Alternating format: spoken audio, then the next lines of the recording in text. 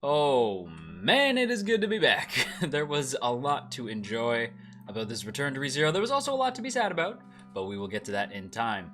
But first, welcome back to the channel, everybody. If you're new here, hi, my name is JoJo. I talk about seasonal anime weekly, and also, I'm a zombie. But let's not talk about that right now. Instead, we're here to talk about ReZero Season 2, Episode 14. But before we get into that, quick reminder, if you haven't done so yet, to hit that subscribe button, ring that bell, set notifications to all, and let all of AniTube know that you're here. And with that said, let's go ahead and dive back into the sometimes shocking world of ReZero, and prepare yourself, because things might get a little emotional, but also kind of hype, but also a little emotional. Why don't we go ahead and start with the hype stuff first, since I feel like that's probably the most fun thing to talk about, and if I know what I'm gonna make the thumbnail, it's probably gonna be Subaru and Roswaal, just because like that to me was like crazy. It might also be Puck though, because again, like, yeah, that's hella emotional. We'll get to that as we go. But I want to start by specifically diving into like the happy stuff. Like I split this episode into the happy stuff, the sad stuff, and the stuff that confused me. Not because the episode was confusing, but because I am dumb. So let's go ahead and start with the happy stuff.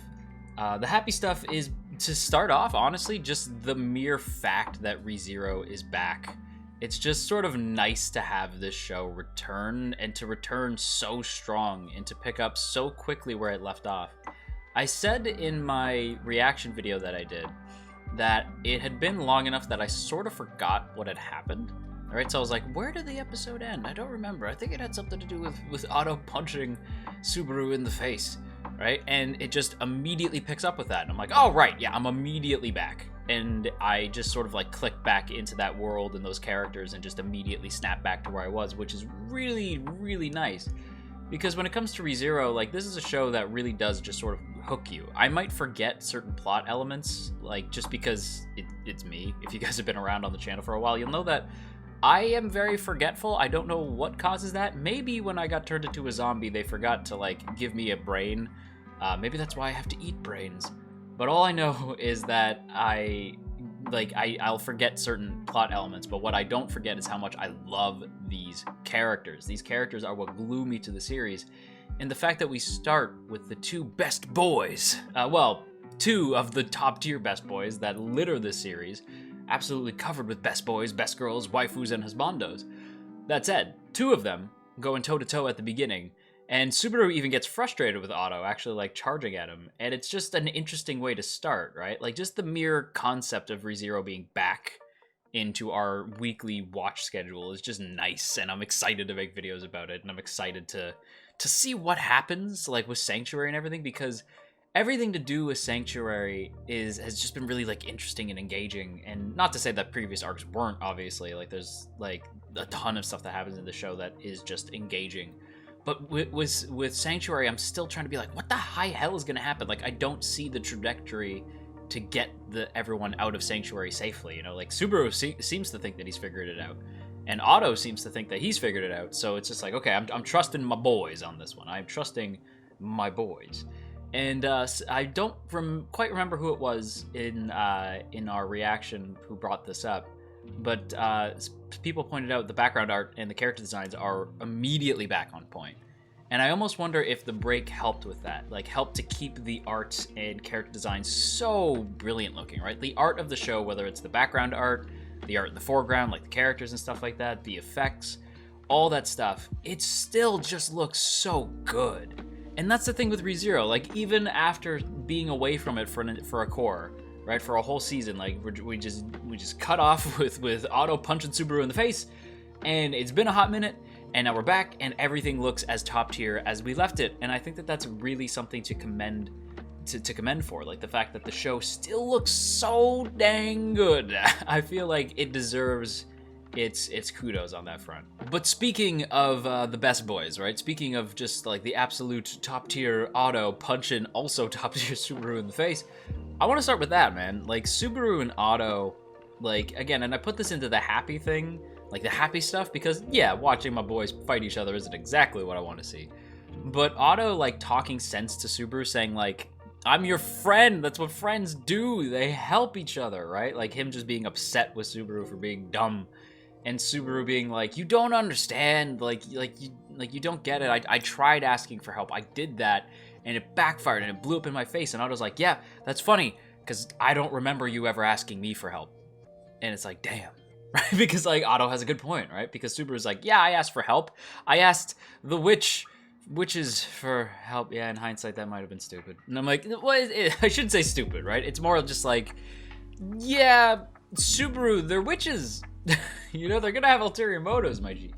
But Otto's your friend. There's no ulterior motive there. He just wants to help you because you're his friend, you know? And Otto and Subaru just ooze best boy material throughout the rest of the episode, right? And they each have, like, a second big moment outside of this big moment between them, right? Where they're just sort of, like, talking to each other. They both have more moments outside of that. But I wanted to really zero in on Subaru and Otto just being top tier. I absolutely friggin' love Otto, right? Garfiel is my boy, right? Lasagna Boy, which is a name you guys haven't heard for a whole season, but Lasagna Boy, my precious bean, Garfiel is absolutely top tier, right? He is probably my second best boy, but he is second best boy because Otto is top tier. Like, Otto is the king, right? Like, as far as I'm concerned, Otto is absolutely god sauce. And he proves that with the talk with Subaru, just letting him know, like, bro, we are friends. And I like that. I like the progression of the Subaru-Otto relationship. I think their bond is one of the more genuine. Like, I don't sense any ulterior motives from Otto. I did say in the reaction, like, it seemed like Otto went evil there for a second, but it's not that he goes evil, it's just he gets cocky. And we'll get into that in a second. But, like, Otto is, like, feeling very confident, and that's the power of friendship. Shonen anime was right. The power of friendship is all you need. With that said, I did mention that both characters get some top-tier moments outside of each other, and that's another thing we gotta talk about. Subaru and Roswaal. Subaru and Roswaal get this really great scene, right? And I love these characters, right? Like, Subaru I love because he's my boy, you know, I want to see the best for him, all that fun stuff. Roswaal is just my husband, though. Like, we talked about this last time in the last video that we covered, where, like, Roswaal is just my psycho husbando, and he's always gonna be that, right? I can't turn my back on him. He's mine, right? So, like, even though he's done all this heinous, horrible crap, I can't help it because he's just... Listen, man, when you're voiced by Takehito Koyasu, you just get certain privileges. And when you're a bit of a shithead, for some reason, you do kind of get a pass with me. I don't know why. I like watching, like, the bad characters who do bad things and, like, hurt our MC eventually get the redemption arc. And I'm not saying I'm necessarily expecting a redemption arc, but I'm saying I would really like to see one. So Subaru telling Roswaal, like, listen, this isn't forgiveness, right? I'm not forgiving you because, like, that's absolutely never gonna happen. But I am saying that we can work together, right? Like, I want you there when Amelia is crowned, right? I want you to be there, and I want you to see her succeed. And Roswaal's like, okay, well, you can go ahead and try, and I will laugh when you die. Right? Like, Roswaal's just like, sure, Subaru, whatever. And I'm putting this as a happy moment just because Subaru's confidence in that moment, right? He's not like this shocked, scared kid that he was when Roswaal kicked the shit out of him. You know what I mean? Like, Subaru's like, nah, fam. Like, he's not as shaken as he once was. Like he's prepared to deal with Roswaal here.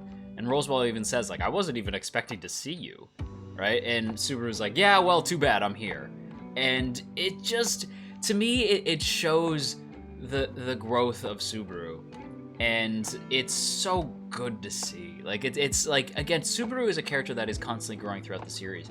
And I think that in showing how shocked he was and hurt he was by Roswaal's big reveal during the last core, to see him here be like, yeah, nah, you're still going to be with us, though. And you're going to help us, and you're going to deal with this, and yeah, we're gonna do this together. And I'm not forgiving you, but we're doing this together. And Roswaal's like, okay. Like, just like, Roswaal's sort of like, that just happened, I guess. Reaction was great, right? I loved the Subaru Roswaal scene. That's why it's in the happy stuff. And the other scene, again, both top tier boys get a big moment. And the other thing that I'm including in the happy stuff scene is Otto confronting Garfiel. And this is the coolest moment, right? I made this the thumbnail for the reaction for a reason, because Otto's like smirk, that cocky smile that he gives Garfiel, is the stuff of legend, man. I was like, this is my boy. This is my boy. I was so proud. I was so proud. I don't know why I was like as proud as I was, but I was. Like Otto, because Garfield's like, the Garfield stuff I'll get into, unfortunately, in the confusing part, because I feel like I'm a little lost. And again, it's not the show's fault. I feel like the show is doing a good job at explaining. It's just I was like, I am dumb. You have to explain it to me like I am 5 or I won't get it. I don't know why. I'm just an idiot when it comes to ReZero. There's other shows that will explain complicated things and I'll just get. For some reason, ReZero, I'm like, I don't know what's going on. And other people do, so I know it's just me, right? So I'm like, okay, it's a me problem. But Garfield has like a lot going on this week. And he notices that Ryuzu is gone, right? So he's like, where is she? Like, where's the old hag, right? He goes running around looking for her. And he stumbles across like the room where the original Ryuzu is sort of like in crystal, right? And he's there and he's like, where is she? Like, you here? And then Otto's like, yeah, about that.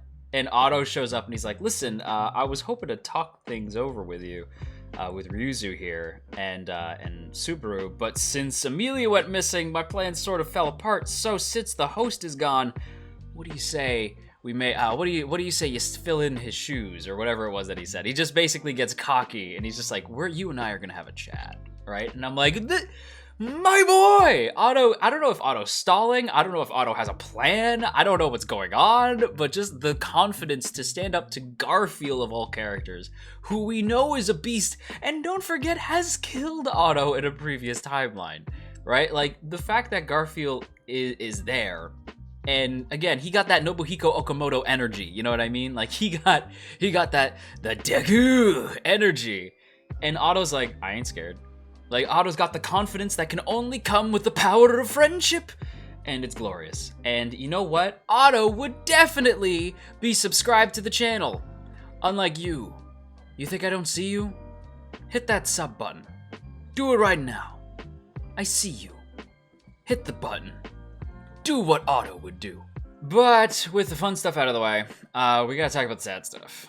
And I am still really shocked that this happened. And I don't know if it's permanent, and I hope it's not, because I really like this character. And the sad stuff is, of course, just Puck's farewell, right?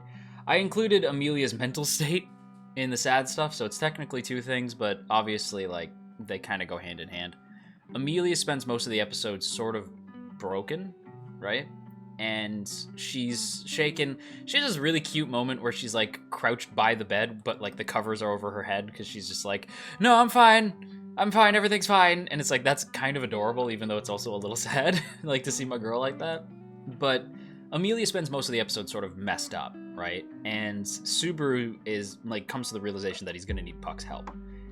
And I don't know if he necessarily knew what Puck had to do, because I sure didn't. Like, this moment came as a huge shock to me.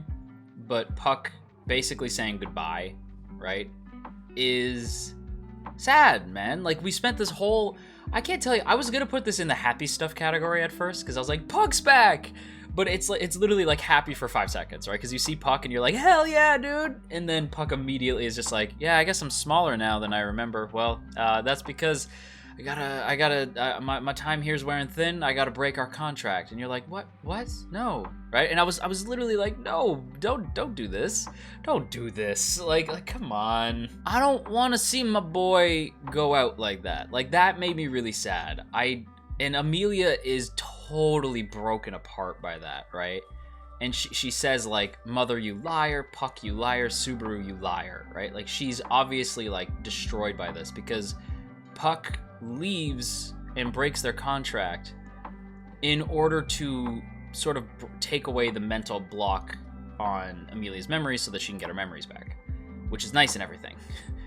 But part of me, and I know everyone's gonna be like, yes, it's of course it's worth it, but I'm like, it better be worth it, right? Because like, if Puck is gone for good, it better be worth it. Because like, I love Puck, man. He's an adorable cat dude who turns into a scary cat man. You know, like, I don't want to see my boy go out for good. I hope he comes back. I hope there's a way to bring Puck back. I don't know if there is. I don't know. Everything to do with Amelia just broke me. Amelia's my girl. I hate seeing her like this. It's just so dang sad in an episode that had so much hype, right? Thankfully, they end with the hype, right? Like, it ends with Otto and confronting Garfiel and Subaru going to find Amelia, and he's all beat up, right? And people pointed out, like, he's beat up because he couldn't get through the trial, so that's why he's all beat up. And I'm like, oh, okay. Yeah, because again, I'm dumb. Will take a second. But obviously, like, yes, there's a lot of hype here, but that moment was genuinely heartbreaking. Watching Puck disappear was genuinely really sad, and I thought that they handled it really well. The direction in that scene by Masaharu Watanabe is absolutely brilliant. I think it was perfectly done. It was a bit shocking just because it happened in the first episode back, you know? So I'm like, it's only been the first episode back and you took away Puck. This is like Rem all over again, where it's like, we just came back and you took them away. Like, you know what I mean? I'm never gonna, like, but if we get ReZero Season 3, which I'm positive we will, if and when we get ReZero Season 3, I'm gonna be so nervous for the first episode, because I'm like, okay, who's gonna go away? You know, like, who's gonna get taken away from us? It's a lot. As for the confusing stuff this week, I'll just quickly kind of gloss over it. I'll admit that I'm a little confused, and comments section, please help me out without spoiling anything that hasn't happened yet, you know? If this is stuff that hasn't happened yet, maybe don't explain it, but I have a feeling it has been explained and I just forget because enough time has passed. So if I could get the comment section to briefly catch me up to speed, without spoiling me, the stuff with Garf's backstory I find confusing, and Ryuzu's whole being I find confusing, right? Because we have Belma, we have Arma, and then the one clad in white, and then the one in the crystal, right? So there's the original Ryuzu in crystal, and then there's 4 original copies of her, and then a bunch of just like the random copies that we've seen running around before. So, okay, so we got those ones, right? And then one of the originals was in, like, she donned the white cloak and she's been running around with the basic clones, but there's Belma and Arma, and they're like a little bit more higher, and I guess they have more self-awareness than the other ones. I'm a little confused, and I do remember Belma explaining some of this, but I just feel like I could use a refresher, so comments, I'm relying on you. The Garf thing, I think, is more just stuff that hasn't been revealed yet, because they explained that Garf took his mother's name of, like, Garfiel Tinsel, and it's like, okay, but then who's Garf's dad? You know, like, that's where I'm sort of intrigued by, like, who is Garf's dad, and who is your daddy, and what does he do? Like, that's, I'm excited to see what's going on with Garf. I'm excited to see what's going on with Belma.